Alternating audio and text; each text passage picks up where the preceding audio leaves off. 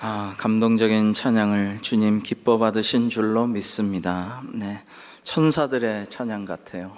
참 감사합니다.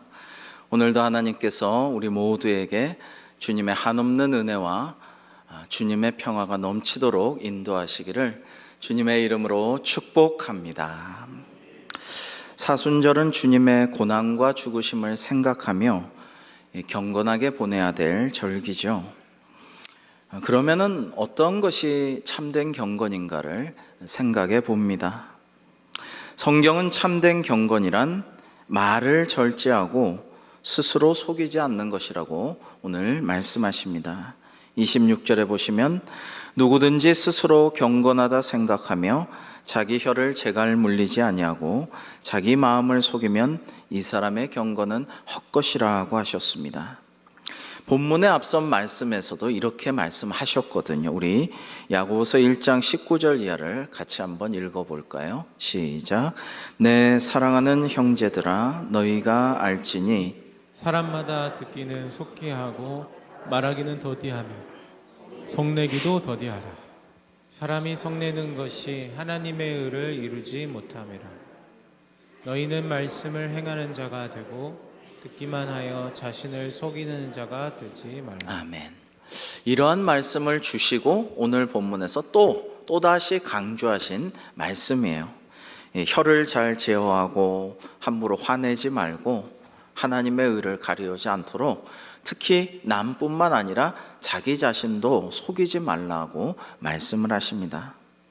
지난 오후 예배는 30플러스와 청년 연합 예배로 찬양 예배를 드렸는데 1시 반부터 뜨겁게 찬양하고 예배 1, 2층을 가득 메운 147분의 성도님들이 한마음으로 찬양하고 뜨겁게 기도하여서 굉장히 은혜로운 시간이었습니다.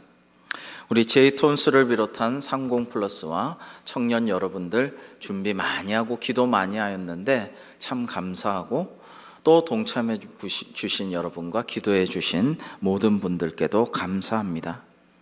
근데 이렇게 예배를 열심히 드리고 모여서 찬양하고 기도하고 하나님께서 기뻐하시는 것이죠. 하나님을 사랑하는 경건의 모습이죠. 근데 이것은 사실은 기본이죠. 기본.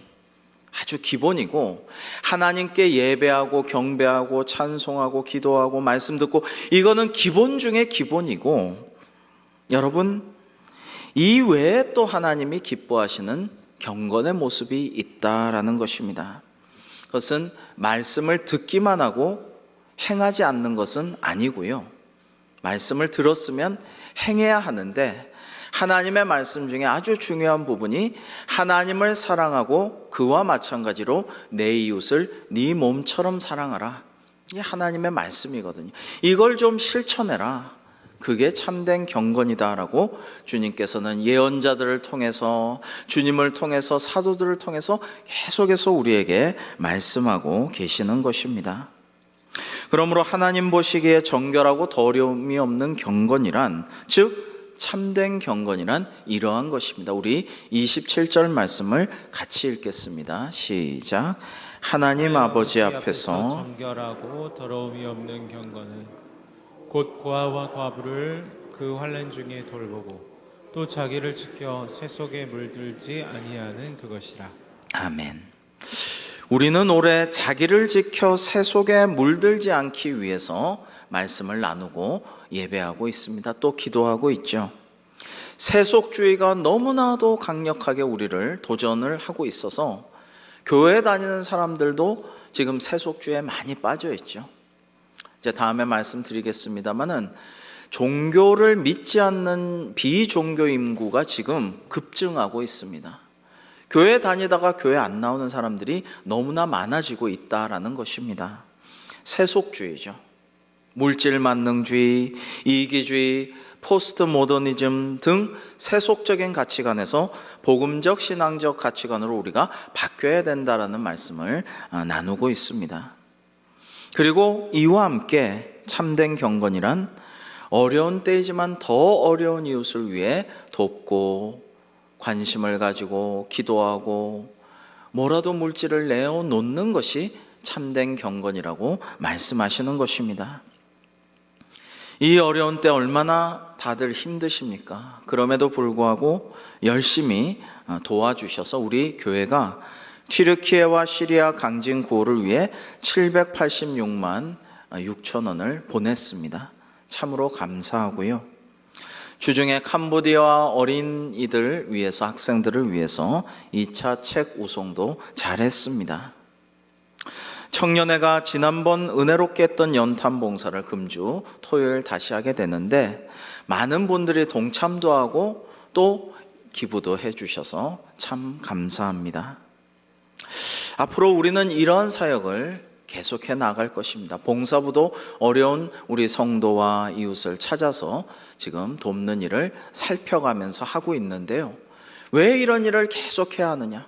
우리도 어려운데 교회 재정도 늘 이 코로나 상황에서 교인들이 교회 나오던 분들이 안 나오고 이런 추세가 지금 계속되고 있는데 어렵죠. 그러나 하나님께서 기뻐하시는 일을 해야 하기 때문에, 참된 경건의 사역을 해야 하기 때문에 우리는 이런 일들을 계속해 나갈 것입니다. 옛날에 믿음의 선배님들은 금식을 참 많이 오래오래 하셨죠. 어떤 분들은 40일 금식을 하셨거든요. 주님 본받아서 나도 해보자. 목사님들 중에서나 신앙이 좋은 분들이 40일 금식을 하셨어요. 그럼 어떻게 됩니까? 몸이 상해요. 그래서 어떤 목사님들, 어떤 분들은 40일 금식하다가 돌아가신 분들도 꽤 많이 있었습니다.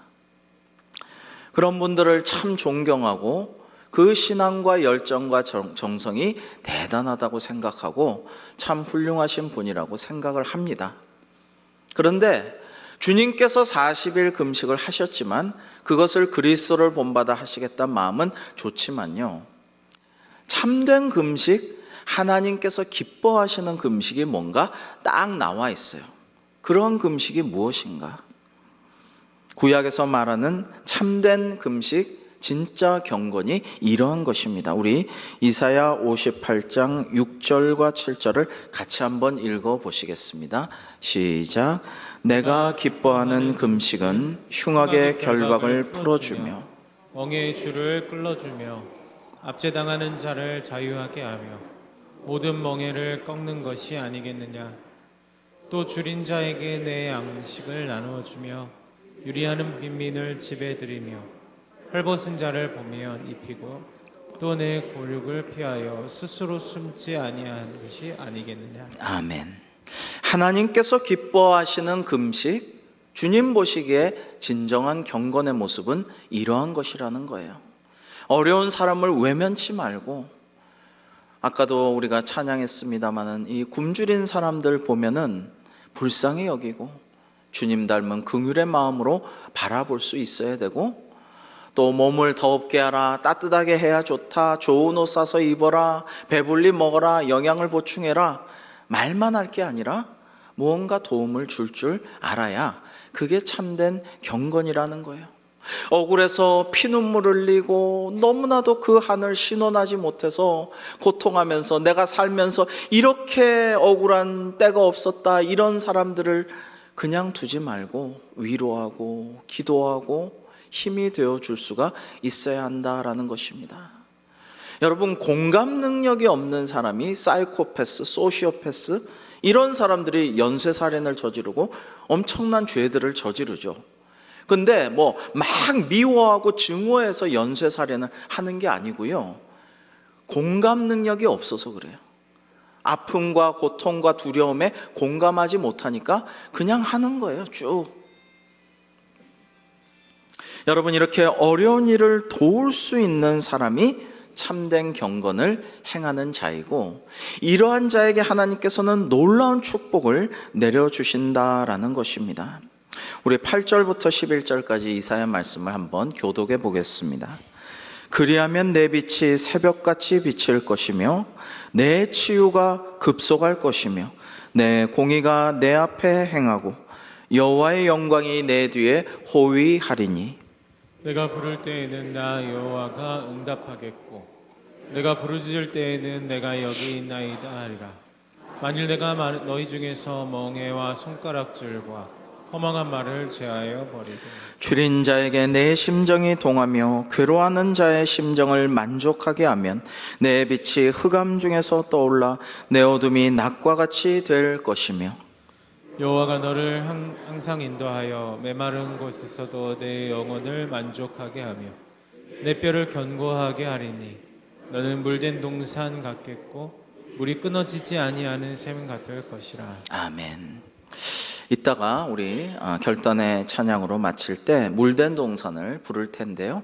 아까도 제이톤스와 함께 불렀죠. 이 찬양, 이 축복성이 참 아름답고 부르다 보면 행복해지고 하나님이 끊이지 않는 물된 동산의 축복을 주셔서 내 영혼이 메마르지 않고 이 팍팍한 세상을 주님 은혜로 촉촉하게 살 것입니다. 너무 좋지만 물된 동산만 딱 끊어가지고 요 찬양만 하면 축복성으로 너무 달콤하고 좋지만 그 전에 앞서 부른 흠없는 경건과 같은 찬양을 하고 그런 의미를 생각할 때 하나님의 기뻐하시는 금식을 하며 참된 경건의 삶을 살며 어려운 사람들 돕고 그 심정에 공감하고 기도해주며 도와주고 축복할 때에 물된 동산의 은혜를 주신다라는 것을 우리가 알아야만 됩니다.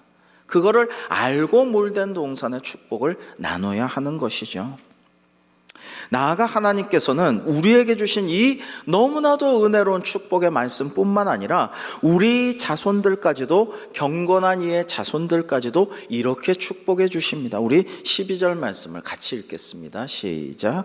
내게서 날 자들이 오래 황폐된 곳들을 다시 세울 것이며 너는 역대 파괴된 기초를 쌓으리니 너를 일컬어 무너진 데를 보수하는 자라 할 것이며 길을 수축하여 거할 곳이 되게 하는 자라 하리라.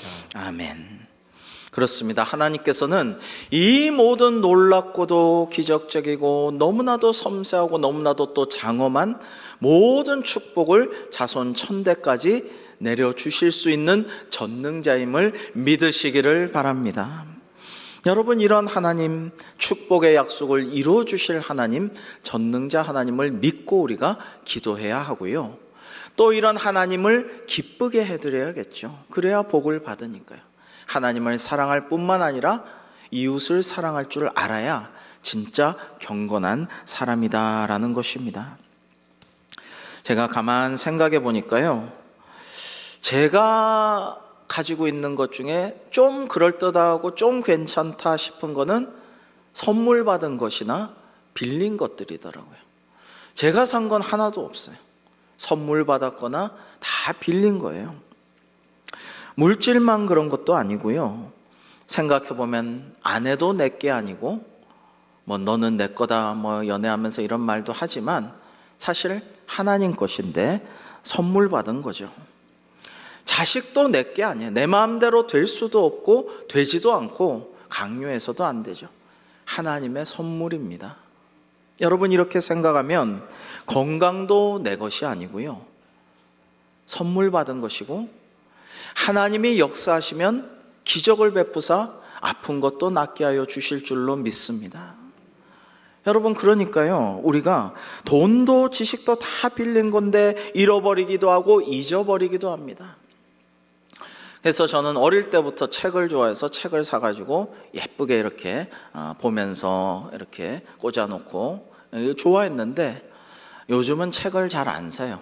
아침마다 이제 관양 도서관 가가지고 살 책을 빌립니다. 빌려서 보다가 이건 정말 소장 가치도 있고 내가 줄 거 가면서 앞으로도 다시 읽은 책이다 싶으면 그때서 삽니다. 그 다음에 어느 분에게 제가 책 선물을 할 때 옛날에는 꼭 누구에게 뭐 축복의 말씀 써서 제 이름도 써서 드리기를 좋아했는데 요즘은 그냥 드릴 일이 있으면 그냥 드립니다. 왜요? 읽고 다른 분 돌려볼 수도 있잖아요. 그죠? 그러니까 그냥 이렇게 드립니다. 저는 배워서 남 주려고 노력을 많이 합니다. 열심히 공부하고 소화해서 그걸 여러분들에게 제 주변에 충분히 제가 익혀가지고 잘 나눠주려고 애를 많이 쓰는 편입니다. 여러분, 필요하면 빌리면 되죠. 선물 받으면 되죠. 누구에게요? 만왕의 왕이시고 전능자이실 뿐만 아니라 모든 것을 소유하시고 권리가 가지고 계신 하나님께 기도하고 간구해서 빌리고 선물 받으면 돼요. 자, 그러면 빌리고 선물 받은 좋은 것들을 어떻게 해야 되겠습니까?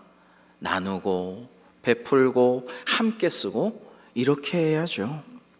그것이 하나님께서 기뻐하시는 참된 경건이요 참된 금식이 될 줄로 믿습니다. 여러분, 하나님께서는 우리를 사랑하시죠. 또 우리가 사랑하기를 원하시는 하나님이신데 그에 더불어서 서로 사랑하기를 원하시죠. 하나님은 우리 자녀들이, 당신의 백성들이 다 복을 받아 누리기를 원하십니다. 못나도 약해도 몸이 참 아파도 가난해도 조금 떨어져도 다 사랑받기를 원하고 복받기를 원하고 잘 살기를 원하는 게 하나님 아버지의 뜻이십니다. 그래서 우리가 수요일 날 주님 가르쳐 주신 포도원 품꾼 비유를 나눈 적이 있죠. 여기서 보면요, 일찍 와서 아침부터 포도원 일을 열심히 한 사람들이 있는데요, 그 품삯을 줬어요. 근데 아주 늦게 온 사람이 있어요. 1시간 전에 온 사람도 있는데 포도원 주인이 품삯을 똑같이 줬습니다. 그리고 일거리가 없어서 막 그냥 들에 배회하면서 오늘은 공쳤다, 집에 가족들 나만 바라보고 손가락 빨고 있을 때 어떡하나, 이런 사람들이 한숨 쉬면서 그냥 체념하고 땅만 보면서 한숨 쉬고 있는데 포도원 주인이 데리고 왔어요. 너 우리 집에 와서 일해. 아이고 감사합니다. 그래서 늦게 와서 일했어요. 이 사람들 똑같이 품삯을 줬습니다. 그러자 주인에게 막 따졌죠. 먼저 와서 열심히 일한 사람들은 아니 공정하게 임금을 줘야지 왜 우리가 더 많이 일했는데 더 주지 않느냐. 그런데 포도원 주인은 그냥 내가 계약한 대로 줬으니 무슨 불만이냐. 그러나 늦게 온 사람들도 내가 내 마음대로 계약한 대로 줬는데 뭐가 잘못됐느냐. 그럼 이 사람들은 굶어 죽으란 말이냐. 이 사람들 부양하는 가족들 다 굶으란 말이냐. 내가 이 사람들 불쌍해서 임금을 내 마음대로 주겠다는데 뭐가 문제냐, 계약에 잘못된 게 있느냐, 이렇게 말해요. 이 포도원 주인의 마음이 하나님 아버지의 마음이시라는 것입니다. 우리가 수요기도 시간에 나눈 또 다른 주님의 비유 말씀이 있습니다. 신하가 왕에게 어쩌다 그랬을까요? 거액의 천문학적인 빚을 집니다. 자기를 팔아도, 아내와 자식들을 다 종으로 팔아도, 전 재산을 다 팔아도 갚을 수가 없는 천문학적인 빚을 졌어요. 근데 왕이 다 갚으라 처음엔 그랬다가 불쌍해가지고 신하의 그 어마어마한 빚을 다 탕감해 줬습니다. 그런데 문제는 이 어마어마한 천문학적 빚을 탕감받은 신하가 나가자마자 자기에게 조그마한 빚을 진 동료를 막 윽박지르다 못해 옥에다가 잡아 가둡니다. 너 어떻게든지 이거를 변제하기 전엔 못 나온다. 가뒀어요. 이 이야기를 들은 왕은 이 괘씸한 신하를 잡아 가두고 도로 빚을 갚기까지는 못 나온다. 사실은 갚을 수가 없는 액수니까 못 나오는 거죠. 그런데 현대인이라면, 현대사회였으면 어땠을까요? 이 신하는 왕에게 대들었을 거예요. 아니, 천문학적인 빚을 변제해 주신 것은 고맙지만은 이미 왕께서 그렇게 선언하고 끝난 문제 아닙니까? 근데 왜 저한테 시비이십니까? 제가 조금 빚진 자, 저한테 빚진 자한테 옥에 가두고 막 욕을 하고 나무랐다고 한들 그거는 제 문제 아닙니까? 법적으로 하자가 있습니까? 이렇게 이야기를 할 것입니다. 그리고 무엇보다도 왜 나를 도로 가두시고 이렇게 빚을 다시 갚으라고 하십니까? 우리 사이의 빚 문제는 청산하신 거 아닙니까? 왜 저를 괴롭히십니까? 라고 대들 것입니다. 여러분, 그러나 하나님께서 다스리시는 왕국, 하나님께서 지배하시는 하나님 나라에서는 만왕의 왕이신 전능하신 하나님께서 다스리심으로 인간의 법과 계약과 강제력을 다 초월하는 거예요. 그리고 이 왕의 심정 역시 우리를 향하신 하나님의 마음이신 거예요. 이 비유에 드러난 하나님의 마음은 이것입니다. 내가 너희를 사랑한 것 같이 너희도 서로 사랑하여라. 죽을 수밖에 없는 너희를 위해서 독생자 내 아들 예수 그리스도를 십자가의 죽음까지 내어준 그 은혜를 생각하면 너희도 남을 용서하고 이해하고 도와주고 함께 살아가야 할 것 아니냐. 어쩌면 그렇게 잔인하고 지독하고 어쩌면 그렇게 용서하지 못하고 이해하지 못하고 참지 못하느냐. 방금 천문학적인 액수를 탕감받은 네가 어떻게 그 작은 것조차 탕감해 주지를 못하고 옥에 가둘 수가 있느냐. 그러니까 너는 혼 좀 나봐라. 와가지고 감옥에 갇혀야 마땅하다라고 말씀하신 거죠. 좀 깨달으라, 좀 회개해라, 좀 사랑해라, 이 말씀을 하신 것입니다. 사랑하는 성도 여러분, 참된 경건이 무엇인가를 생각하고 있습니다. 이 3월에 우리는 더 넓은 범위의 우리의 이웃인 나라와 민족을 위해서 기도하고 사랑하기를 더욱더 다짐해야 할 줄로 믿습니다. 지난 3.1절 1장기를 개양한 이가 목사라고 하더군요. 저는 처음엔 에이 아니겠지, 아닐 거야 이렇게 말했는데 진짜라고 해서 너무 부끄럽고 참담하고 마음이 괴롭습니다. 이제는 소녀상도, 위안부 소녀상도 철거해야겠다고 시위를 하고 있고요. 자기 사무실에는 일장기를 걸어놓고 있다라고 합니다. 왜 이러는지 모르겠지만 그 해당 교단에서 조치하겠다고 하니까 제명하는 게 맞다라고 생각을 합니다. 너무나 역사의식이 없는 것입니다. 기독교는 역사적인 종교입니다. 아니, 종교가 아니라 역사적인 복음이죠. 그냥 신화와 전설에서 인간이 만들어낸 신이 아니라 하늘에서 이 땅에 오신 성육신하신 역사인물 예수 그리스도를 믿고 아브라함의 하나님, 이삭의 하나님, 야곱의 하나님, 우리 조상의 하나님을 그대로 믿으면서 신앙을 전수해가는 역사적인 종교가 기독교입니다. 우리나라에 들어온 천주교는 제사를 지내지 않고 신주단지를 버려버리고 그렇게 신앙을 지키려고 애를 썼지만, 그러나 박해를 당하고 수많은 순교자를 낳았고 정부와 백성들은 무군무부의 사교라고 낙인 찍었습니다. 임금도 없고 아비도 없는 사이비 종교라고 많은 사람들이 생각해서 정말 천주교인들이 큰 고통을 당했죠. 약 100년 후에 이 땅에 오신 개신교 선교사님들은 임금도 없고 조상도 없는 사교로 낙인 찍히면은 전도가 되겠느냐, 선교가 되겠어? 그래서 충군애국의 종교로, 임금께 충성하고 나라를 사랑하는 종교로 기독교의 본질을 널리 확산을 시켰어요.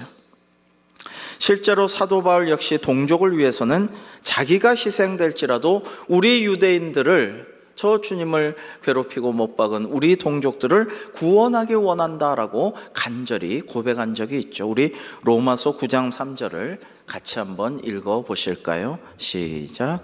나의 형제 곧 고륙의 친척을 위하여 내 자신이 저주를 받아 그리스도에게서 끊어질지라도 원하는 바로라. 아멘.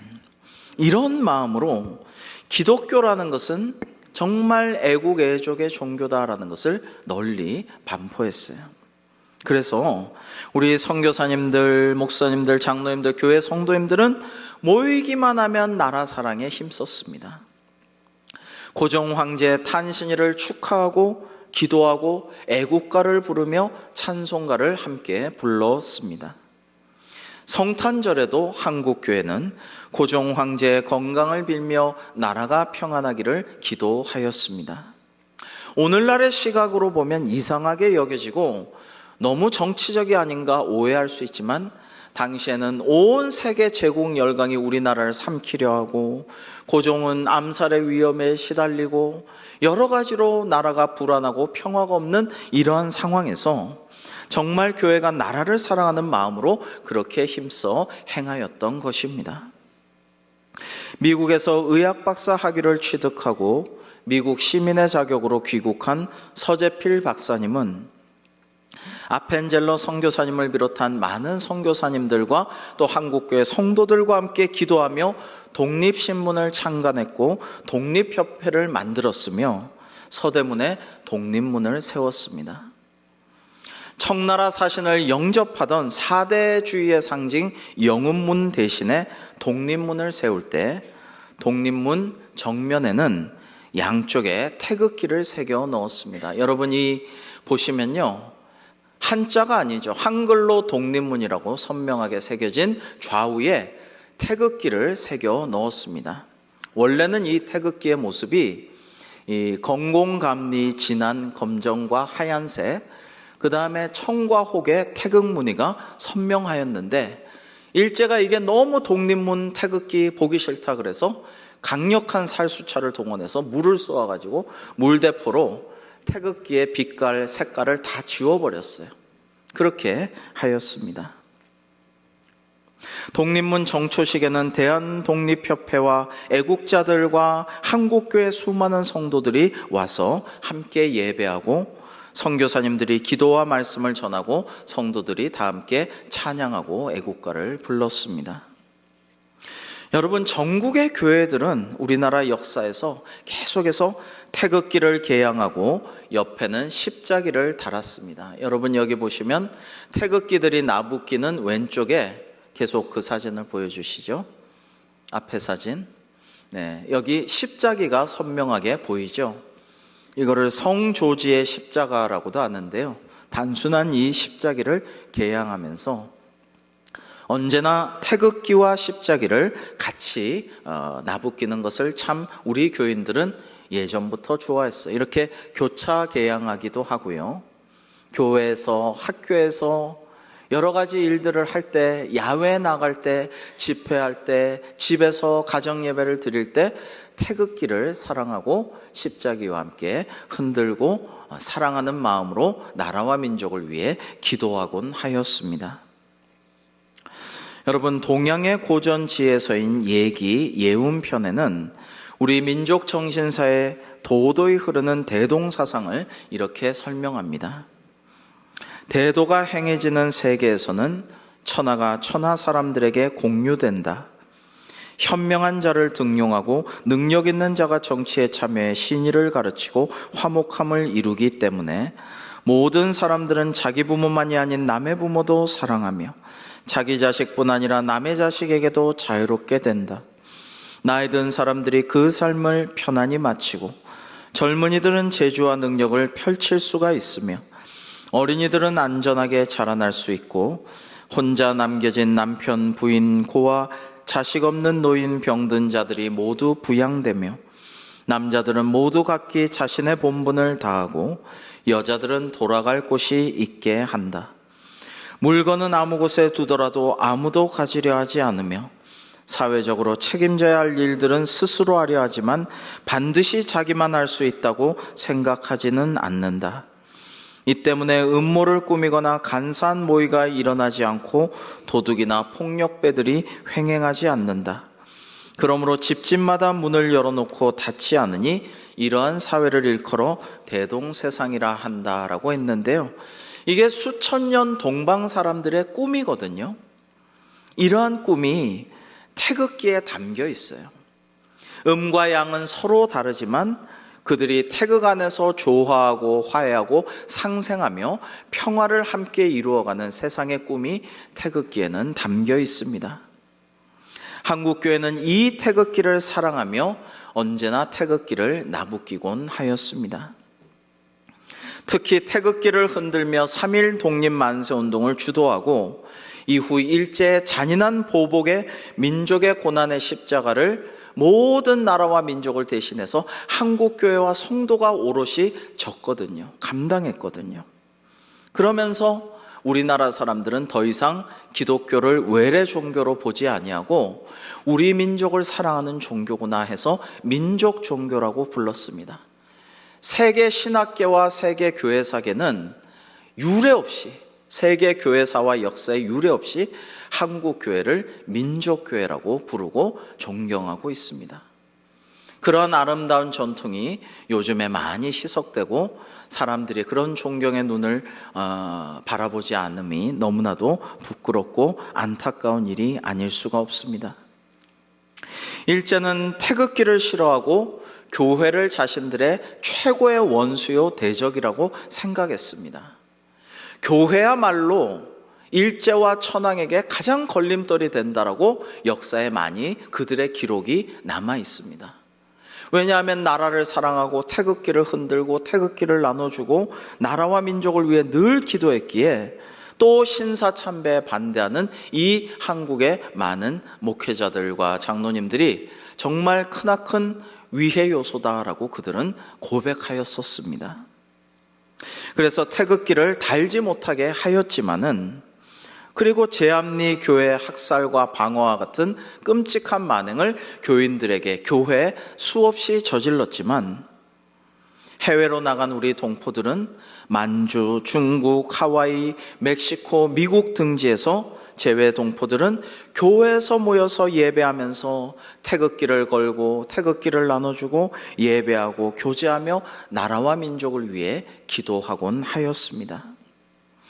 여러분, 이렇게 하나님을 사랑하고 늘 예배하고 기도하며 이웃을 또 나라와 민족을 사랑하고 기도한 한국교회와 이 나라가 어떻게 되었습니까? 큰 복을 받았어요.